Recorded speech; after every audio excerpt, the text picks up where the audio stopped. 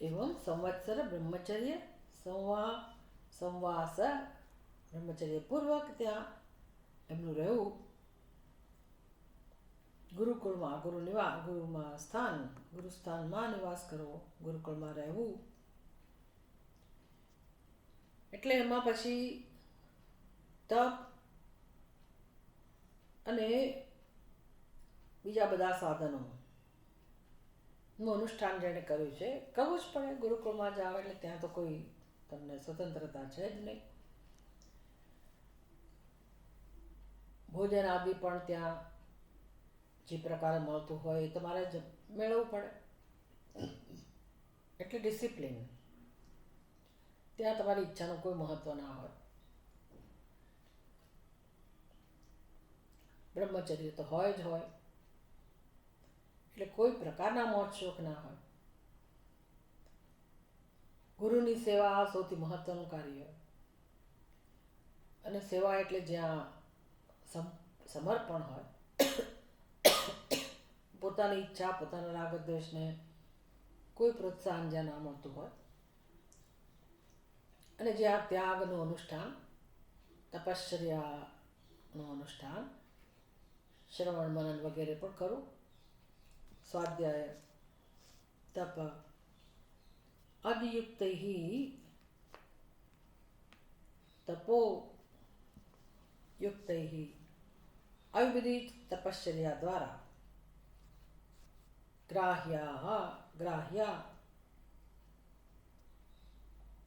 ગ્રાહ્યા એ બ્રહ્મ વિદ્યાનું વિશેષણ છે. જે બ્રહ્મ વિદ્યા આ રીતે જ પ્રાપ્ત થાય, બીજી કોઈ રીતે નહીં.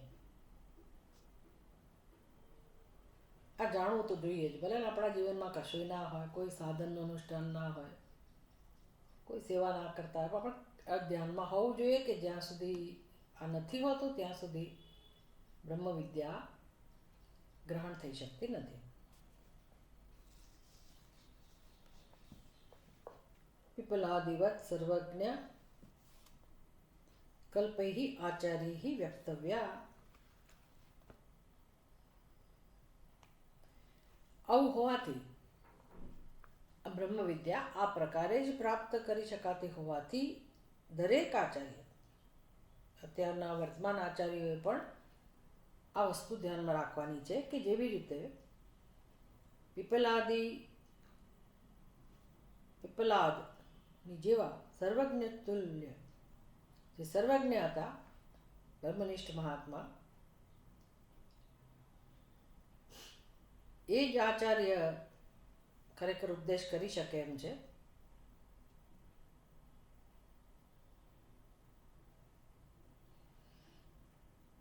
તો એ આચાર્યએ જે રીતે ઉપદેશ કર્યો અને એમણે જે રીતે બ્રહ્મ વિદ્યા ગ્રહણ કરાવી આ બધા શિષ્યોને, કે રીત જે છે, જે શરત કહી શકાય, અને એ શરત એટલે કોઈ ગુરુએ નક્કી કરેલી શરત નથી. વિદ્યાનું સ્વરૂપ જ એવું છે. કારણ કે એ વિદ્યા એવી નથી કે હું મારી બુદ્ધિને તીક્ષ્ણ બનાવીને માત્ર જાણી લઉં, એનું જ્ઞાન પ્રાપ્ત કરી લઉં. ઘણા બધા મનુષ્ય એવા હોય કે અત્યંત બુદ્ધિમાન હોય. આપણે ત્યાં હતા જ ઋષિમુનિઓ, હજી પણ છે. સાયન્ટિસ્ટ હોય, કલાકારો હોય, ઘણી બધી એનીમાં ઘણા બધા સૂક્ષ્મ બુદ્ધિ ધરાવનારા, તેજસ્વી બુદ્ધિ ધરાવનારા, તીક્ષ્ણ બુદ્ધિ ધરાવનારા, મેધાવી ઘણા બધા હોવાના, પણ એ પર્યાપ્ત નથી. એક તો વસ્તુ એવી તીક્ષ્ણ બુદ્ધિ હોવી બ્રહ્મ વિદ્યાના જ્ઞાન માટે પર્યાપ્ત નથી. કારણ કે આ વિષય જેનું જ્ઞાન પ્રાપ્ત કરવાનું છે તે બ્રહ્મ વિદ્યા, બ્રહ્મ કે આત્મા એ પોતાનું જ સ્વરૂપ છે. માટે એની પ્રાપ્તિનો જે ઉપાય છે એ ભિન્ન પ્રકારનો છે. એટલે જગતના વિષયોનું જ્ઞાન જે રીતે પ્રાપ્ત કરીએ છીએ એ રીતે આ બ્રહ્મ વિદ્યા ગ્રહણ કરવાની નથી હોતી. એટલે જ્યાં સુધી ચિત્તમાં, અંતઃકરણમાં વિચારોની શુદ્ધિ ના હોય, રાગદ્વેષની શુદ્ધિ ના હોય, પોતે જ પોતાના ઉપર પ્રસન્ન ના હોય, પોતાનો જ જ્યાં સુધી સ્વીકાર ના હોય અને આત્મામાં રસ ઉત્પન્ન ના થયો, આત્મા અભિમુખે વ્યક્તિ ના બની હોય, તો જગતના વિષયોને તો જાણી શકાય પણ આત્મા જેવું છે એવો પ્રગટ થતો નથી હોતો. એટલે કહે છે કે ઉત્પલાદિવત સર્વજ્ઞ કલ્પૈ આચાર્ય વક્તવ્યા ચ. આવા સર્વજ્ઞ મુનિએ જેનો ઉપદેશ કર્યો અને આ પદ્ધતિથી ઉપદેશ થયો, એટલે કે શિષ્યો પાસેથી પણ એમણે આ પ્રકારની અપેક્ષા રાખી અથવા એમને આવી રીતે અધિકારી બનાવ્યા. બ્રહ્મનિષ્ઠ મહાત્માઓ જે હતા, સગુણ બ્રહ્મમાનિષ્ઠ, જે વૈરાગ્યવાન જ હતા, છતાંય એમને 1 વર્ષ સુધી તપશ્ચર્યા કરવાનું કહ્યું. એટલે આપણે તમે ઘણું બધું શીખવાનું છે કે બ્રહ્મ વિદ્યા માટે આપણે કેવી રીતે તૈયાર થવું. બહુ બધું શીખવા મળે છે એના પાસેથી કે બ્રહ્મ વિદ્યા કોઈ સરળતાથી પ્રાપ્ત થનારી વસ્તુ નથી અને એના માટે આપણે પોતાની જાતને ઉપર ઉઠાવવી પડે, ખૂબ બધો આપણો આંતરિક વિકાસ કરવો પડે, ઘણું બધું શીખવું પડે જીવનમાં. અને શીખવાનું એટલે ખાસ કરીને તો ત્યાગ કેમ કરતા શીખવું, સેવા કેવી રીતે આપણા જીવનમાં આવે, અને સૂક્ષ્મ સ્તરના રાગ દ્વેષ દૂર કરવા માટે ઈશ્વરને સમર્પિત જીવન, ઈશ્વર જ જીવનનો આધાર બને એવા ભક્ત બનવું.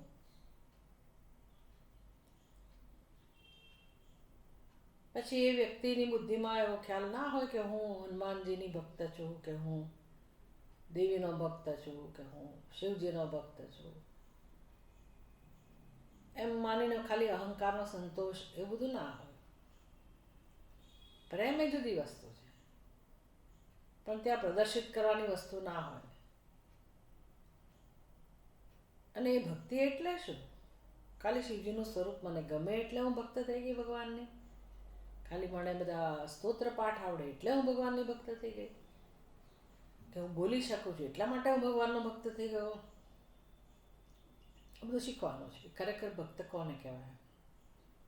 આ બધાનું આલંબન લઈને આપણે પોતાના જીવનને ત્યાગથી ભરવાનું હોય છે, એને વૈરાગ્ય કેળવવાનું હોય છે, નમ્રતા કેળવવાની હોય છે, અને જિજ્ઞાસા. એના પરિણામે જ્યારે જિજ્ઞાસા આપણા હૃદયમાં પ્રગટ થાય તો પછી આત્મજ્ઞાનમાં આપણને રસ પડે છે.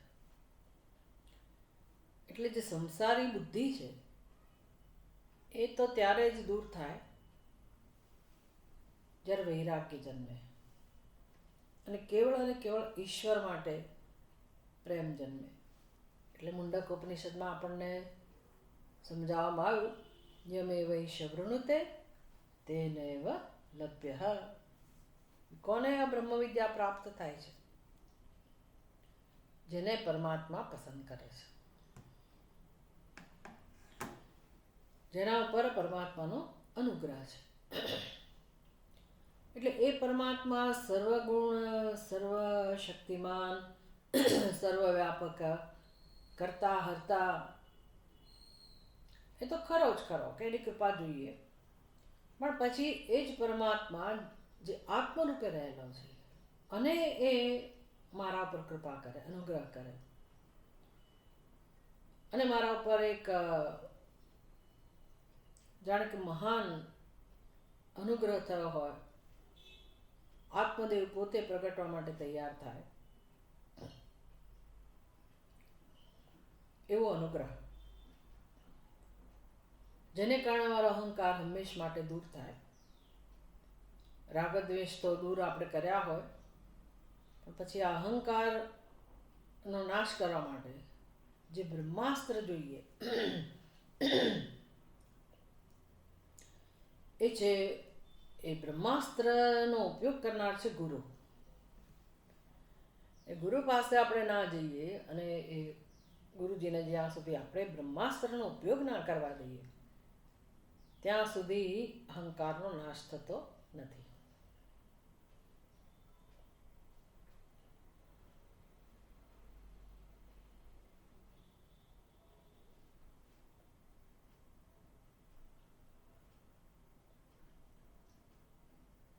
માટે આવા ગુરુ હોય અને ગુરુ આપણી પાસેથી એવી અપેક્ષા રાખે કે આપણે યોગ્યતા કેળવીએ, બ્રહ્મ વિદ્યાના યોગ્ય અધિકારી બનીએ.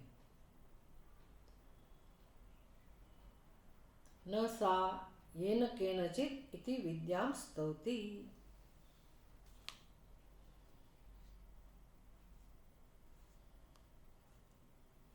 ન સા યેન કેનચિત ઇતિ એટલે આપણે ગમે ત્યાં ગમે તેની પાસે જઈએ અને આપણને બ્રહ્મ વિદ્યા પ્રાપ્ત થાય એવું શક્ય હોતું નથી.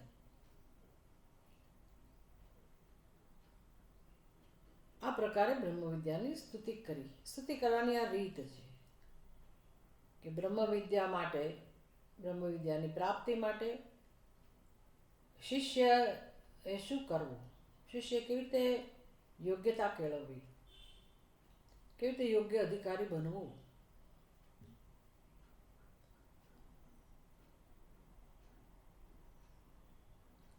એટલે હવે જે શ્રવણ થતું હોય આ જમાનામાં તો એક શોખથી શ્રવણ થાય છે. ત્યાં કોઈ કમિટમેન્ટ નથી. એક બુદ્ધિનો એક આનંદ મળે, રસાસ્વાદ મળે. એટલે આ બહુ સારું કહે છે ને પહેલાં બહુ સારું કહે છે ને એટલે અહીંયા જઈએ, ઘડીકમાં ત્યાં જઈએ, અથવા એક સાથે રોજ 2-3 જગ્યાએ જતા હોઈએ અને અમે તો આ વેદાંત જ સાંભળીએ છીએ. ઠીક છે, અત્યારે આ પરિસ્થિતિ છે, જે છે તે છે. પણ જે વ્યક્તિ મોક્ષ પ્રાપ્ત કરવા ઈચ્છે છે એને ખબર હોવી જોઈએ કે આ બ્રહ્મ વિદ્યાના જ્ઞાનની પ્રાપ્તિના કે મોક્ષના દ્વાર ક્યારે ખુલે છે. ખાલી સાંભળી લેવાથી, વધારે સમય સુધી શ્રવણ કરવા માત્રથી આ કામ થતું નથી. ત્યાં ગુરુમાં સમર્પિત બુદ્ધિ ના હોય, ગુરુ માટે કોઈ કમિટમેન્ટ ના હોય, ડેડિકેશન ના હોય, ગુરુ પ્રત્યે કોઈ ભાવના ના હોય અને આપણે એવા ને એવા જ હૃદયવાળા, એવા ને એવા જ સ્વભાવવાળા ને કોઈ જ સમર્પણની ભાવના ના હોય, તદ્દન સંસારી બુદ્ધિ ના રહીને આપણે ભલે ને વર્ષો સુધી શ્રવણ કરીએ વેદાંતનો અને બુદ્ધિનું કામ છે જાણવું એટલે જાણ્યા કરીએ, સમજાય ખરું, પણ મોક્ષનું દ્વાર ખુલતું નથી. એ તો જ્યાં સુધી આપણી અંદર કમિટમેન્ટ નથી આવતું શાસ્ત્ર માટે, ગુરુ માટે, ગુરુનિષ્ઠ જીવન નથી. એટલે અત્યારે કોઈ કોઈને માર્ગદર્શન આપી શકે એવું નથી, આપી શકાય એવું નથી. પણ વ્યક્તિ પોતે સમજે કે શુશ્રૂષા એટલે શું. શુશ્રૂષા એટલે જ્યાં ગુરુની સેવા પણ છે અને ત્યાં જ પાછું શ્રવણ છે. આ તો સેવા ક્યાંય ના હોય અને શ્રવણ 10 જગ્યાએ હોય, અથવા તો સેવા ક્યાંક હોય, શ્રવણ ક્યાંક હોય, એનો પણ કોઈ મતલબ નથી. એટલે બધા સુંદર બધા સંવાદો દ્વારા જે આપણને ઉપદેશ આપી રહ્યા છે એ લોકોને જ્યાં સુધી ન સમજાય ત્યાં સુધી એના જીવનમાં એક એટલે કે આ એક બંધન છે જે જરૂરી છે. સંસારિક બંધનમાંથી મુક્ત થવા માટે આ બંધન જરૂરી છે. ગુરુ સાથેનું બંધન, શાસ્ત્ર સાથેનું બંધન, આપણી પ્રવૃત્તિઓ સાથેનું બંધન અત્યંત આવશ્યક છે. એટલે એવા પ્રકારનું જ્યાં સુધી આપણું મન નથી બનતું, આપણું અંતઃકરણ નથી હોતું, એટલે બ્રહ્મ વિદ્યા જ જોઈએ છે. નચિકેતા જેમ જાહેર કરે કે મને બ્રહ્મ વિદ્યા સિવાય કશું નથી જોઈતું, એ પ્રકારનો નિશ્ચય અને એ બ્રહ્મ વિદ્યા જે રીતે મળતી હોય એ રીતે જ આપણે મેળવવી પડે. ભલે યુગ બદલાઈ ગયો હોય, ભલે વ્યવસ્થા બદલાઈ ગઈ હોય, આપણે ખબર હોવી જોઈએ કે મને આ જ્ઞાનનો લાભ ખરેખર ક્યારે મળશે?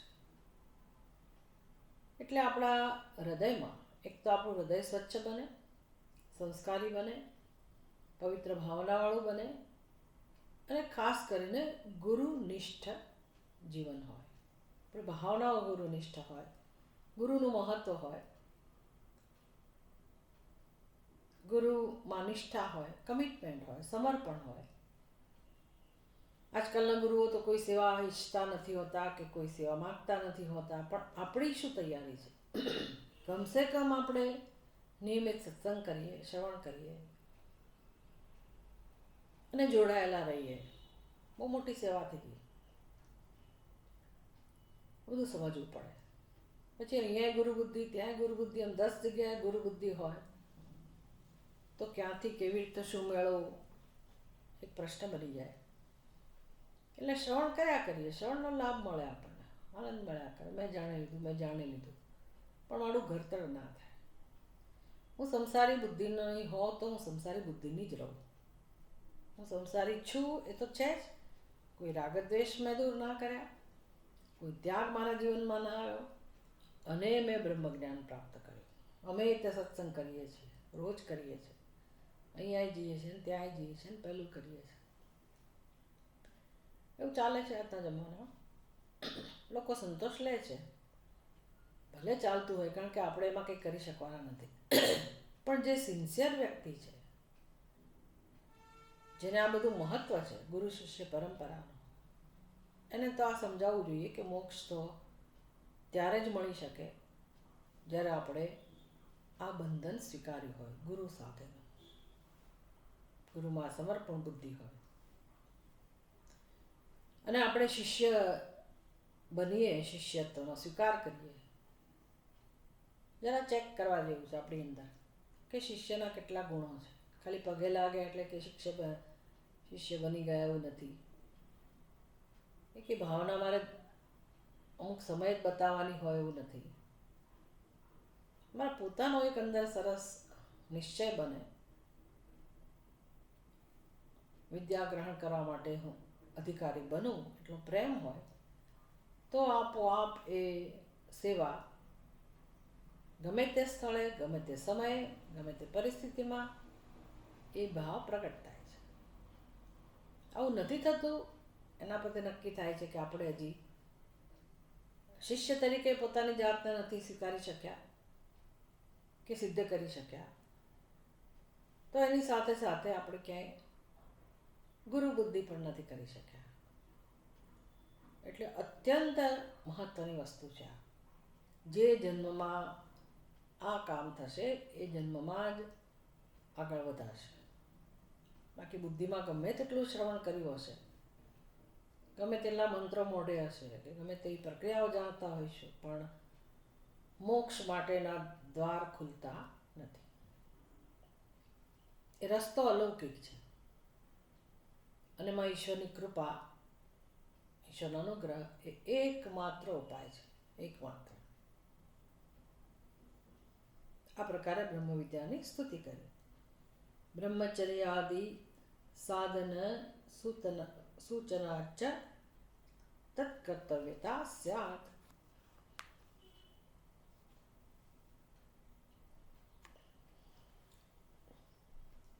ચલો, બ્રહ્મ વિદ્યાની સ્તુતિ તો કરી, પણ બ્રહ્મચર્યાદિ સાધન સૂચનાત, તમે બ્રહ્મચર્યનું પાલન કરો 1 વર્ષ સુધી. આવું જ્યારે કહું એમને, 6 ઋષિ મુનિઓને આવું કહેવામાં આવ્યું. એ 6માંથી એકે એવા નહીં હોય કે જે યોગ્ય અધિકારી હશે. શું કામ 6 ને કહું? આપણને સમજાવવા માટે કે આવા મહાન બ્રહ્મનિષ્ઠ મહાત્માઓને પણ બ્રહ્મ વિદ્યાની પ્રાપ્તિ માટે શેનું અનુષ્ઠાન કરવાનું હોય છે. ભલે જિજ્ઞાસા જન્મી, પણ શમ ધમ ઉપરતિ દીક્ષા, આ બધું જ્યાં સુધી વ્યક્તિત્વમાં નહીં હોય ત્યાં સુધી બ્રહ્મ વિદ્યા ગ્રહણ થઈ શકતી નથી. એટલે સાધન સૂચનાર્થ, સાધનોનું સૂચન કર્યું કે તમે 1 વર્ષ રહો, બ્રહ્મચર્યનું પાલન કરો. બ્રહ્મચર્યનું પાલન એટલે પછી વિસ્તારથી સમજવું પડે કે આ બ્રહ્મચર્યનું પાલન એટલે શું. તો બધા જ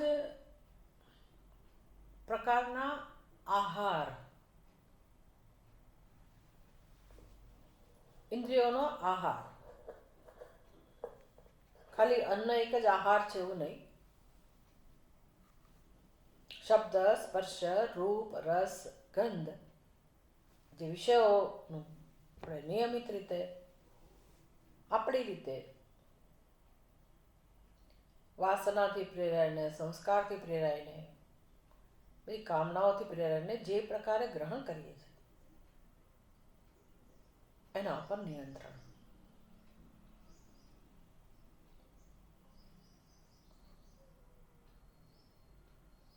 એટલે મોક્ષ માટે જે સાધન ચતુષ્ટય સંપન્ન અધિકારી હોય એ શરત છે. અધિકારી કોણ છે બ્રહ્મ વિદ્યાનો? સાધન ચતુષ્ટય સંપન્ન અધિકારી.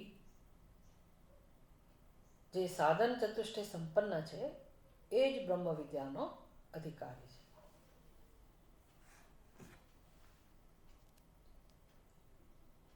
સાધન સંપન્ન, સાધન ચતુષ્ટય સંપન્ન, 4 પ્રકારના સાધનોથી હું સંપન્ન બનું. શંકરાચાર્યજી જ્યારે કહે છે તો પછી સ્વાભાવિક છે કે વ્યક્તિ સ્વતંત્ર રીતે આવું બધું જાણતી જ ના હોય કે બ્રહ્મ વિદ્યા મને ત્યારે જ મળે જ્યારે મારી પાસે આ 4 પ્રકારના સાધનો હોય. એટલે આપણે સત્સંગ દ્વારા ધીરે ધીરે બધું પરિચય પ્રાપ્ત કરીએ, સમજીએ કે ભાઈ 4 પ્રકારના સાધનો હોય તો જ આપણે બ્રહ્મ વિદ્યાના અધિકારી છીએ. સત્સંગ ચાલુ કરી શકાય, ભલે ને એકેય સંપત્તિ ના હોય મારામાં, વિવેક, વૈરાગ્ય, શમદમાદિ કે મુમુક્ષુતા કશું ના હોય. આમ જ આપણે જઈ ચડ્યા હોય સત્સંગમાં અને શ્રવણ કરીએ ત્યારે ખબર પડે કે ભાઈ બ્રહ્મ વિદ્યા તો પ્રાપ્ત કરવા જેવી વસ્તુ છે. આત્મજ્ઞાનનું મહત્વ છે. આત્મવિદ શોકમ તરતી. દુઃખને દૂર કરવું હોય તો આત્મવિદ્યા એક જ ઉપાય છે. સંસારને તરી જવાનું સાધન એકમાત્ર બ્રહ્મ વિદ્યા છે. અને આ બ્રહ્મ વિદ્યા પ્રાપ્ત મારે કરવી જોઈએ જીવનમાં. તો શું કરવું? તો જેમ ભૌતિક સંપત્તિ પ્રાપ્ત કરવી જોઈએ એવી રીતે આ આધ્યાત્મિક સંપત્તિ માટે મારે મારું જીવન જીવવું જોઈએ. ત્યાંથી અધ્યાત્મ જીવનમાં પ્રવેશે છે, આપણા પગરણ મંડાય છે. એટલે સત્સંગ કરવાથી આપણે અધિકારી નથી બની જતા. સત્સંગ કરવાથી ધીરે ધીરે આપણને સમજ પ્રાપ્ત થાય છે કે અધિકારી બનવાનું છે. કેવી રીતે બનાવે? તો કે આ 4 પ્રકારના સાધનો: વિવેક, વૈરાગ્ય, સમાધિ શક્ક સંપત્તિ અને મુમુક્ષુત્વ. પછી વિસ્તારથી આ બધી વસ્તુ સમજવાની હોય કે વિવેક કોને કહેવાય.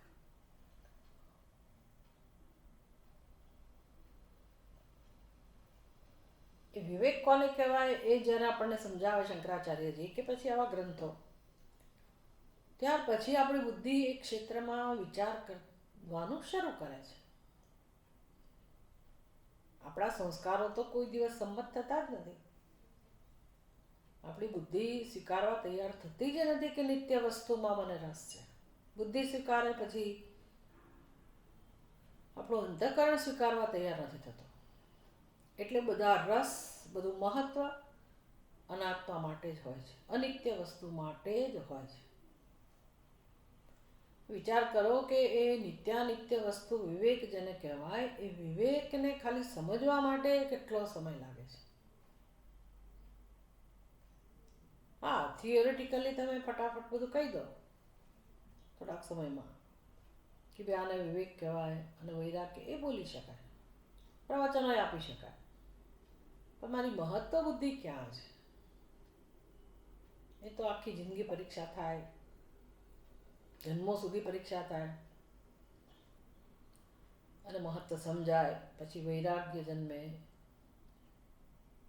તો એ બધું કામ તો આ મહર્ષિઓએ કરેલું હતું, 6 મુનિઓએ. અંતઃકરણ શુદ્ધ થયેલું હતું, વિવેક પણ હતો, વૈરાગ્ય પણ હતો, પણ વ્યક્તિત્વમાં જે શમ દમ ઉપરતિ તિતિક્ષા સમાધાન શ્રદ્ધા આ બધું જે જોઈએ, જે અતિ મહત્વના ગુણો છે, એ બધા માટે આ તપશ્ચર્યા 1 વર્ષ સુધી રહેવાનું. 1 વર્ષ તો આપણા માટે તો 100 વર્ષે ઓછા પડે, પણ આપણે જાણીએ તો ખરા કે ભાઈ આ મનુષ્યનું જીવન આ બધું શીખવા માટે છે. એટલે આપણી સંસ્કૃતિમાં વૈરાગ્યનું ખૂબ ખૂબ મહત્વ છે, અત્યંત મહત્વ છે. કારણ કે કેટલા જન્મો પછી વૈરાગ્યનો ઉદય હૃદયમાં થતો હોય છે. એટલે કહેવામાં આવ્યું શાસ્ત્રમાં કે જે ક્ષણે જ્યારે પણ વૈરાગ્ય જન્મે ત્યારે એને સમાજે રસ્તો કરી આપવો જોઈએ, ઘરના લોકોએ અનુકૂળતા કરી આપવી જોઈએ, અને એ વ્યક્તિએ પણ બધું છોડીને નીકળી જવું જોઈએ. ખૂબ મહત્વ છે એનું. બહુ સામાન્ય વસ્તુ નથી આ વૈરાગ્ય જન્મવો. શરૂઆતમાં એક તણખા જેવો હોય, પછી વૈરાગ્યને ધીમે ધીમે પ્રદીપ્ત કરવાની પ્રક્રિયા માટે જન્મો નીકળી જતા હોય. એવી જિજ્ઞા, એવું મુમુક્ષત્વ પ્રગટ થાય. એટલે આ બધાનો ક્રમ છે કે પહેલા મને વિવેક, મારી બુદ્ધિ વિવેક કરતા શીખે. આ બુદ્ધિનો એક મોટામાં મોટો પ્રોજેક્ટ છે બુદ્ધિ માટે, કે આ શીખવું. કેટલા સ્તરે, સ્થૂળથી સૂક્ષ્મ સ્તર સુધી નિત્ય અનિત્ય વસ્તુઓનો વિવેક કરતા કરતા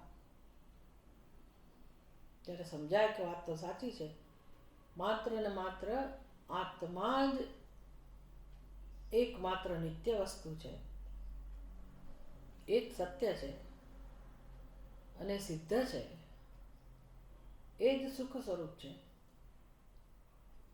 તો પછી હું એને જાણવા માટે મારી બુદ્ધિનો ઉપયોગ કરું. આટલું સમજાતા જન્મો નીકળી જતા હોય.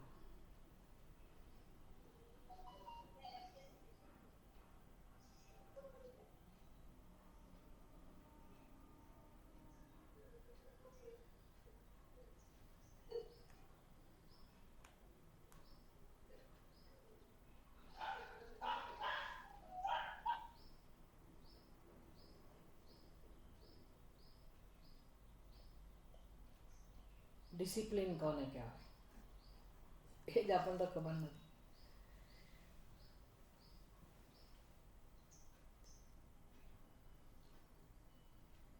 એટલે પ્રારંભમાં આ ઉપનિષદ બહુ સુંદર રીતે આ વસ્તુ શીખવાડે છે, અને એ દ્વારા જ પછી અનુબંધ ચતુષ્ટય પણ આવી જાય. કોણ સંપન્ન છે, પછી એટલે કે અધિકારી કોણ છે બ્રહ્મ વિદ્યાનો વિષય કોણ છે, તો કે પોતાનું જ સ્વરૂપ આત્મા. શું કામ મારે જાણવું જોઈએ આત્માના સ્વરૂપને? તો કે હું એ જ ઈચ્છું છું, જે મુક્તિ ઈચ્છું છું એનો ઉપાય પોતાના સ્વરૂપને જાણવું એક જ છે. આવી રીતે સાધ્ય સાધનનો સંબંધ, પ્રયોજન જે મારું છે મુક્તિ મોક્ષ, એનો અને આ ગ્રંથનો સંબંધ, અધિકારી અને આ વિષયનો સંબંધ.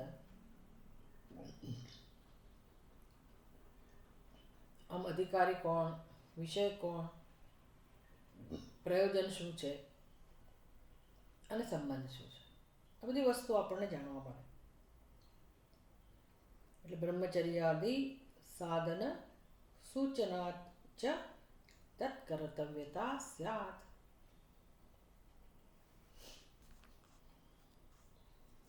એટલે શું કરવું જોઈએ? કર્તવ્યતા.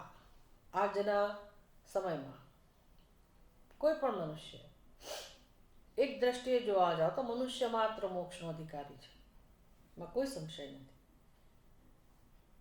કારણ કે જે મોક્ષનું સ્વરૂપ પ્રાપ્ત જ છે, સિદ્ધ જ છે, એવો મોક્ષ બધાનો અધિકાર છે, જન્મ સિદ્ધ અધિકાર છે.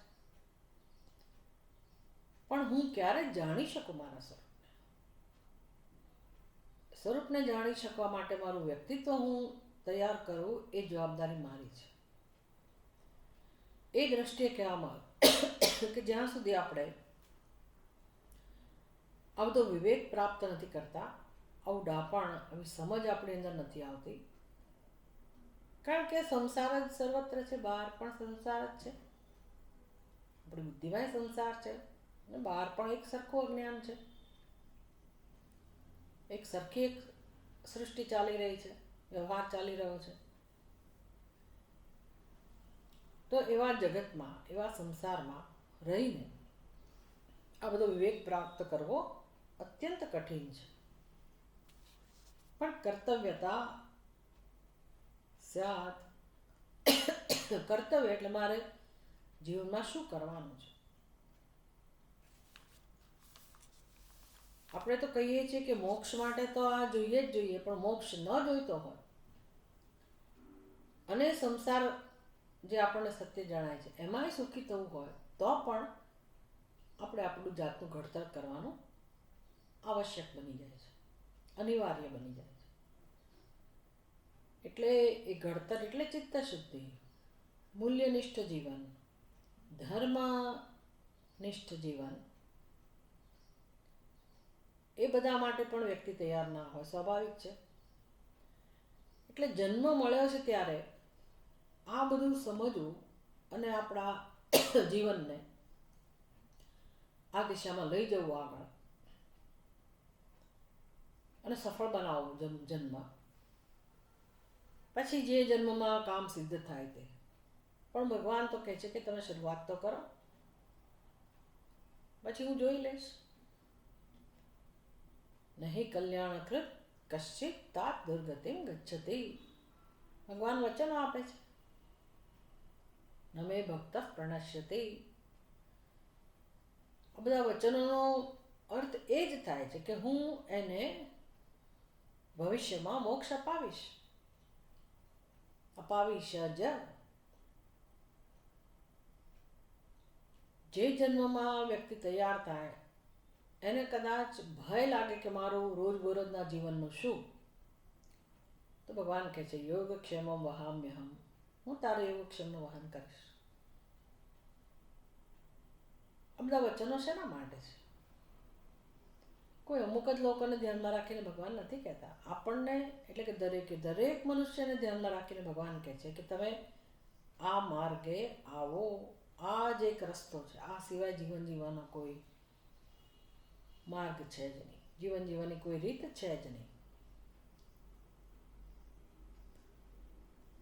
તો આ તો જે જિજ્ઞાસુઓ હતા, જેમણે પોતાના અનેક જન્મો સિદ્ધ કરી નાખ્યા અને અહીં સુધી પહોંચેલા છે, એવા જે ઋષિમુનિઓ છે, એમને પીપલાદ મુનિએ સંયમપૂર્વકનું જીવન 1 વર્ષ સુધી